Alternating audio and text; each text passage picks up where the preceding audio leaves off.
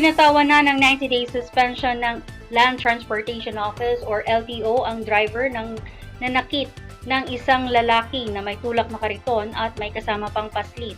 Ayon sa LTO, ang lalaki nag-viral sa video na sakay ng isang Toyota Hilux ay nakikipagtalo sa lalaking may dalang kariton bago mangyari ang nasabing pananakit na nakunan sa video. Binigyan na rin ng show cause order ang nasabing driver at inaasahang haharap ito sa LTO upang makapagpaliwanag at makuha ang kanyang panig.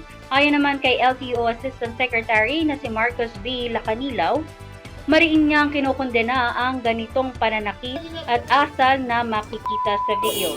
At yan pong mainit na balita hanggang sa muli. Ito po ang White Lion Returns.